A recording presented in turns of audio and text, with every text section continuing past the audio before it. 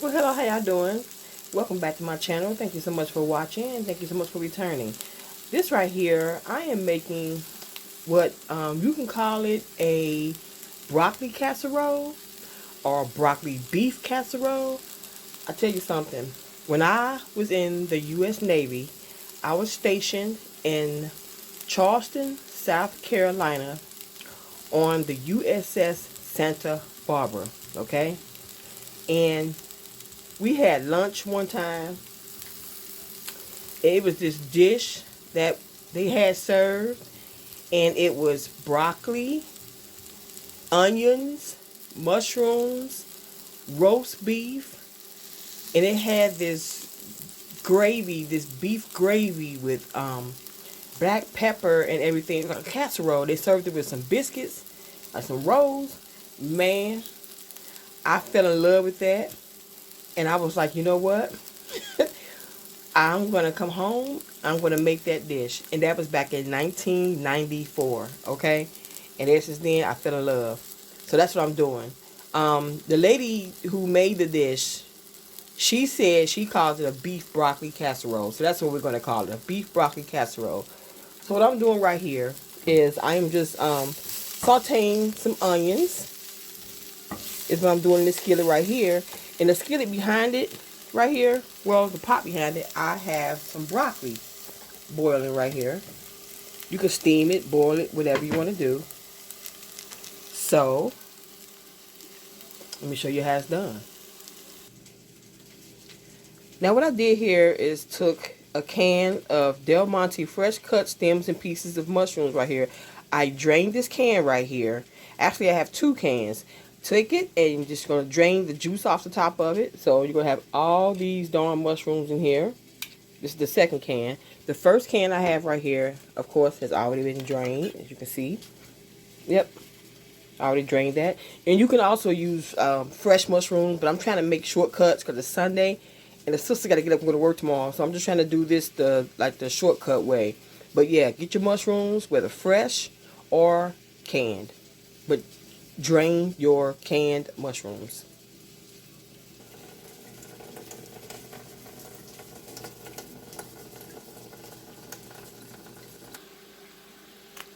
Now here, what I did was I took the strained mushrooms and I put it in, mixing it in, folded it in with the onions here. My sauteed onions. And I'm just going to add like a little bit more black pepper, some garlic, salt in this right here. Just a little bit more. I don't want it too overly salty, but just a little black pepper and garlic salt.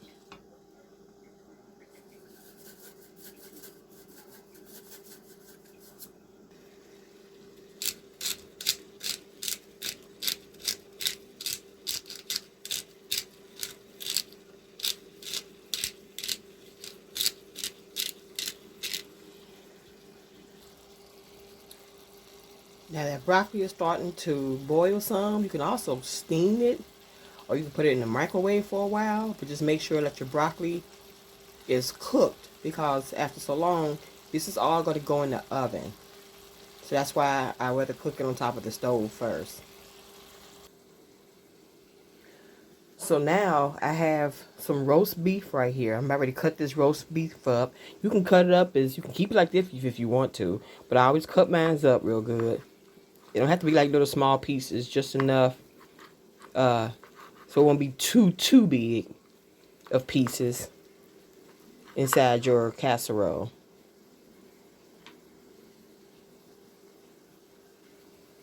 Okay, now my roast beef is cut up. Now, if you want to do this with chicken, make sure you get you some good deli chicken, cut up nice and thin, and you're going to get you some chicken gravy, okay? But I'm doing this with roast beef, so that's why I'm using beef gravy. It's right here. So we're going to go ahead and put this all together once this broccoli is good and steamed up. And on another note, yesterday when me and my husband went to the grocery store, we brought these broccoli crowns. These were just like the top of the broccoli. we didn't want like the stem of the broccoli for this particular dish. Although I'll eat the stem, okay, but not for this dish. You want to buy broccoli crowns. So they had, I think it was like $1.20 for a pound or something. So we brought like 8 broccoli crowns for this particular dish. So yeah, because the broccoli, once it's nice and steamed and cooked, it's going to kind of break apart by itself. But you do not want a whole bunch of stems inside your casserole at all. Now my broccoli is nice and done. Now I'm just going to just throw this in the strainer right here.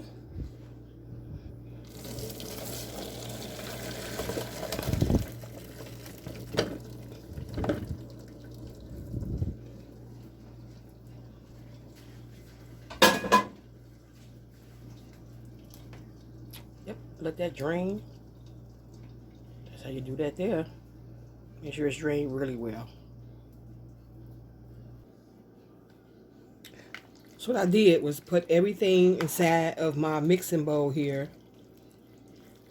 My meat, my broccoli, my sauteed onions and mushrooms, and I poured my 2 jars of beef gravy inside of my big mixing bowl, folding it over. Yes, indeedy. I'm going to put it inside of my casserole dish here. Now, I had a big old pretty blue casserole dish. It broke. I had that thing for years. My mother had brought it for me. And it broke. Glass. Yeah. I have another glass one, but I don't think it's big enough. So I have to go back me another glass big casserole dish. Yeah. So once I get this right here, in this dish right here, I'm going to just sprinkle the top of this with some black pepper. So this is right here is about to go in the oven. And again, I'm about to sprinkle the top of this with some black pepper. And I'm going to tell you what I have to put on the side of this. I mentioned it earlier. It makes it taste even better. Boom. These right here. These Hawaiian sweet rolls. Once it's right here, it's nice and all cooked together. Oh my God, it is so delicious. So yeah, these nice little honey rolls right here with this dish. It is so delicious. It's in the oven at 350 degrees.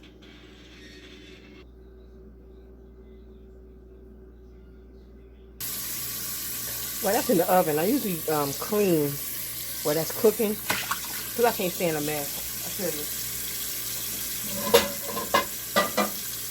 I can't stand a mess.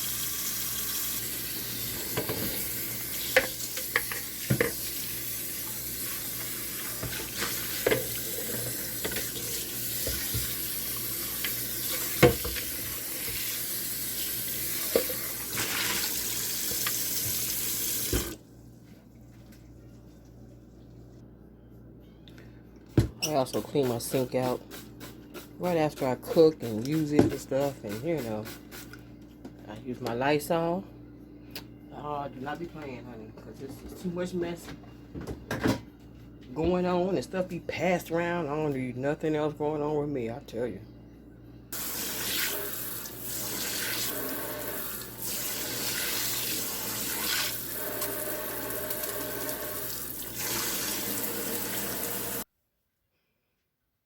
Okay, on 350 at about 20 minutes, 15 to 20 minutes, it's going to come out steaming hot just like this. It's already done, you know what I'm saying? But when you put um the beef gravy in there, it kind of makes everything kind of like come together after you bake it on a preheated oven for on about 350. So I'm going to serve this with my King Hawaiian buns. It's going to be so delish.